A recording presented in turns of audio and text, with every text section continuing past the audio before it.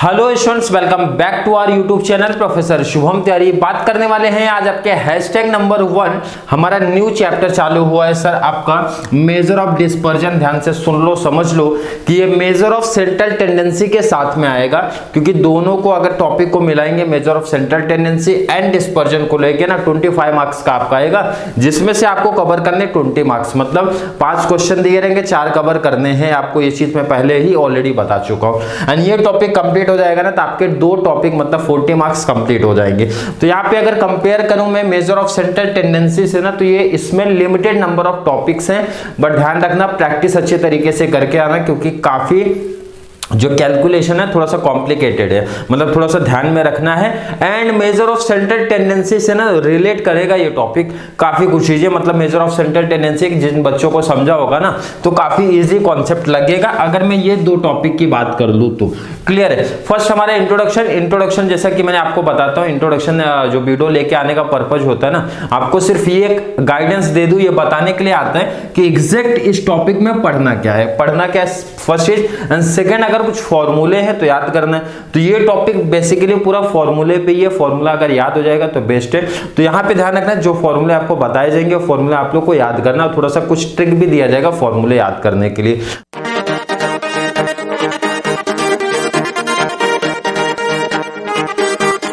बात करेंगे सर पूरे टॉपिक, बात कर लेता हूं कितने टॉपिक्स में डिवाइड है। तो फर्स्ट हमारा रेंज आता है। रेंज के क्वेश्चंस बनते नहीं है हमारे, इसलिए रेंज को मैंने हटा दिया, क्योंकि वहां से क्वेश्चन ना मींस अभी तक आज तक बना नहीं है आपका टॉपिक में, और बहुत सिंपल सा है भाई, 2-3 लाइन में आंसर आता है, तो इतना इजी क्वेश्चन तो देंगे नहीं। आपके सिलेबस में 5 मार्क्स के क्वेश्चन बनते हैं। तो ये टॉपिक सीधा यहां से स्टार्ट होता है सर। पहला टॉपिक हमारा क्वार्टाइल डेविएशन और सेमी क्वार्टाइल रेंज करके बोला जाता है, तो ध्यान देना। पहला टॉपिक फॉर्मूला क्या sir, quartile 3 minus quartile 1 divide by 2। अब यहाँ पे आप ध्यान से खुद से समझो, जिस बच्चे को ना क्वार्टाइल समझा होगा ना, क्वार्टाइल 3 निकालना कहाँ पे सीखा sir, measure of central tendency में सीखा। क्वार्टाइल 1 निकालना सर कहाँ पे सीखा, मेजर ऑफ सेंट्रल टेंडेंसी में सीखा है। तो मैंने बोला सिंपल सा ना, क्वार्टाइल 1, 3 अगर आपको निकालने आता है तो अपॉन 2 कर दोगे, आंसर आ जाएगा आपका सर। क्लियर, बिल्कुल क्लियर है। बट उसके आगे भी अगर बोल दिए कि sir coefficient of quartile deviation निकालो ना, तो फॉर्मूला क्या आएगा sir, quartile 3 minus quartile 1 upon में क्वार्टाइल 3 प्लस क्वार्टाइल 1। मतलब फॉर्मूला बहुत हार्ड लेवल नहीं है सर, सिंपल से क्वार्टाइल डेविएशन बोला या फिर सेमी क्वार्टाइल रेंज बोला है ना, तो फॉर्मूला है दोनों का क्या करना है सर, माइनस करना है, डिवाइड बाई क्या करना है, 2 करना है। 3 माइनस 1 करना है, डिवाइड बाई 2 करना है। अब जैसा कि मैंने बताया, जो बच्चों ने ऑलरेडी क्वार्टाइल वाला टॉपिक पढ़ा है ना, ये टॉपिक मुझे नहीं लगता पढ़ाने की जरूरत है, वो खुद से भी कर सकते हैं। बट फिलहाल इस टॉपिक्स पे प्रैक्टिस करेंगे, एक क्वेश्चन तो मिनिमम लेके आएंगे, क्योंकि क्वार्टाइल समझा है ना, तो ये टॉपिक बहुत सिंपल सा बनता है आपका। नेक्स्ट, अगर कोएफिशिएंट ऑफ क्वार्टाइल डेविएशन, याद रखना ऊपर माइनस नीचे प्लस रहेगा, ये चीज ध्यान रखना, माइनस प्लस रहेगा। कंफ्यूजन होता है, बहुत सारे बच्चे ऊपर प्लस कर देते हैं, इसलिए मैं याद करते टाइम थोड़ा सा ध्यान रखना, ऊपर माइनस है नीचे प्लस है। फॉर्मूला बहुत सिंपल सा था।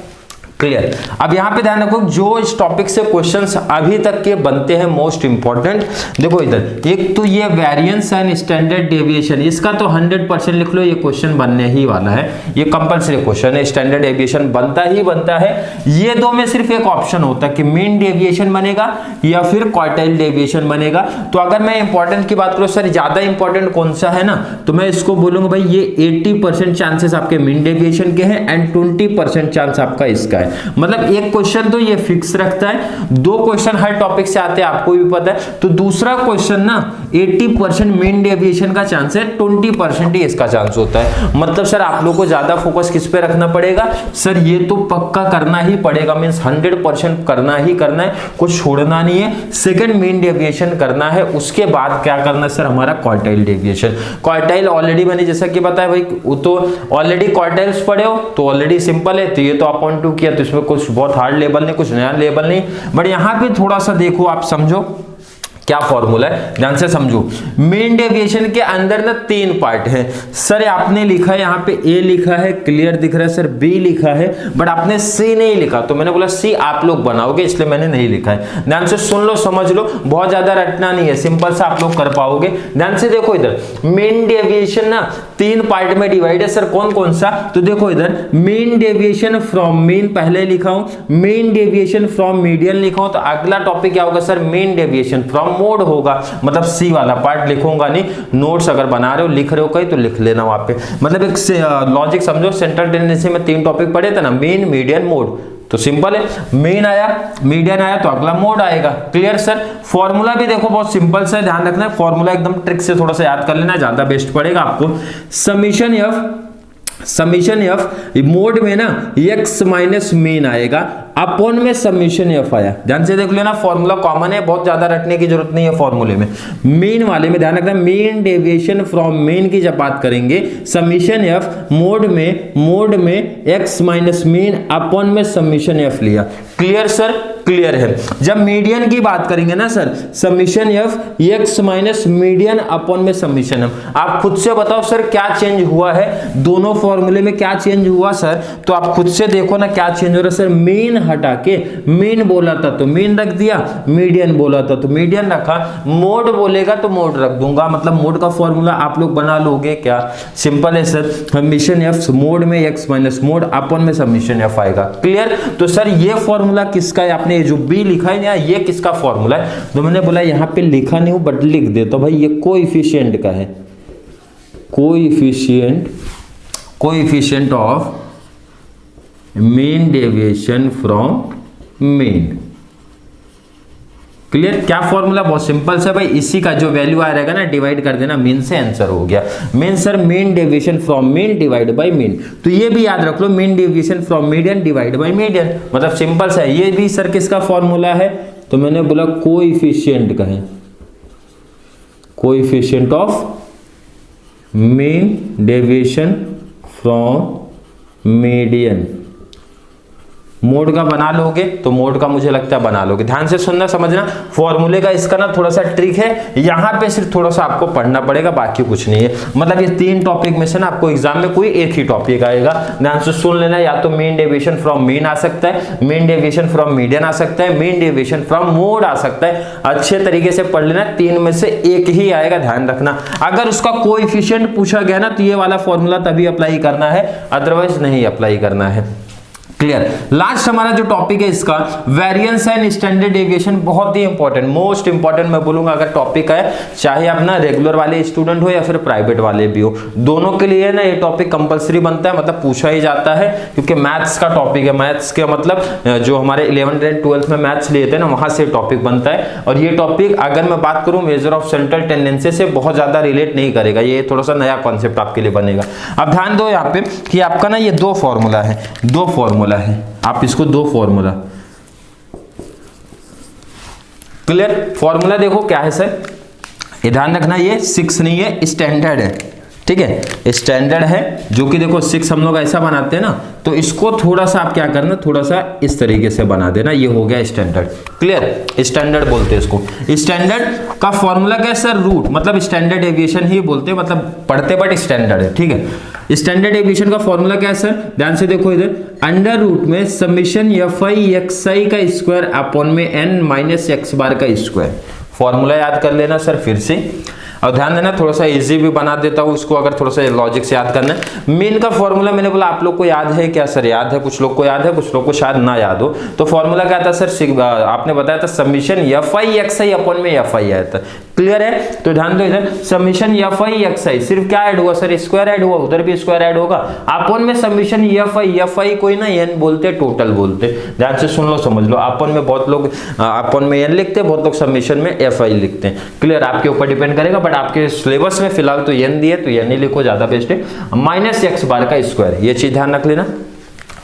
तो क्वेश्चन बच्चों को मन में डाउट होगा सर ये फॉर्मूला कब अप्लाई करना, ये फॉर्मूला कब अप्लाई करना, तो सब इंट्रोडक्शन पार्ट में ही बताएंगे, तो लेक्चर्स में क्या बताएंगे आपको। तो ध्यान से सुनो, समझो। अभी सिर्फ फॉर्मूला ध्यान में रखना है, सर ने 2 फॉर्मूला इसमें बताया था। जब सम कराएंगे ना तो वहां पे पहचान बता देंगे, भाई इस टाइप का क्वेश्चन पूछेगा तो ये करना है, इस टाइप का क्वेश्चन पूछेगा तो ये करना है।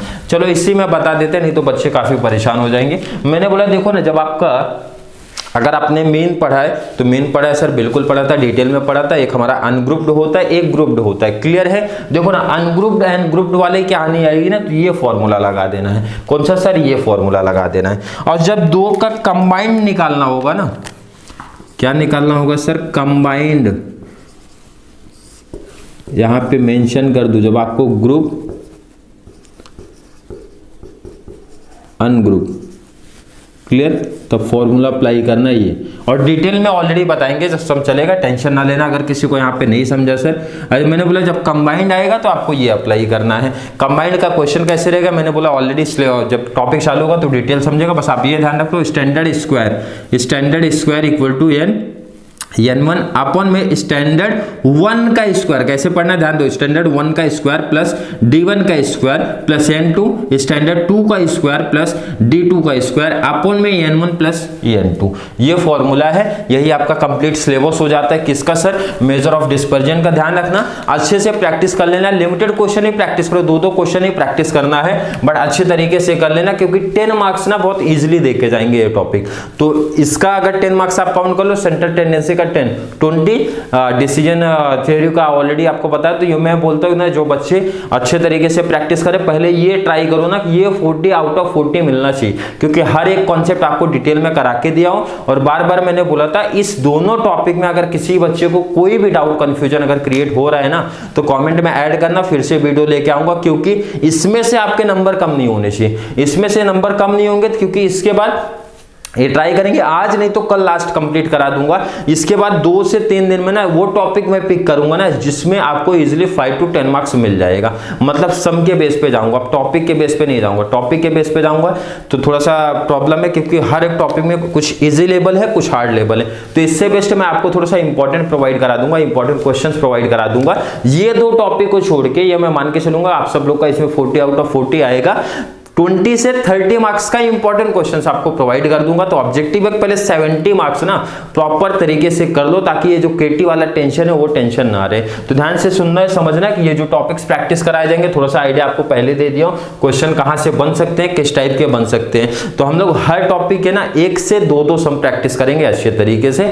अगर कॉन्सेप्ट नहीं समझा रहेगा 1 से 2 वीडियो में, तो आप कॉमेंट करेंगे और वीडियो आपको उस टॉपिक के ऊपर लेके आ जाएंगे। तो चलिए मिलेंगे हैशटैग नंबर 2 पे, मींस मेजर ऑफ डिस्पर्जन का ना हैशटैग नंबर 2 हमारा टॉपिक स्टार्ट करेंगे। तब तक के लिए thank you so much. And अगर वीडियो हेल्पफुल लग रही है ना तो वीडियो को लाइक करना, अच्छे कमेंट ऐड करो, और F5 बीकॉम का ना ज्यादा से ज्यादा लोगों को शेयर करते रहो, ताकि उन बच्चों को भी ना इस चैनल के थ्रू बहुत ज्यादा बेनिफिट्स मिलता रहे। तो चलिए मिलेंगे नेक्स्ट क्लास में, तब तक के लिए थैंक यू सो मच।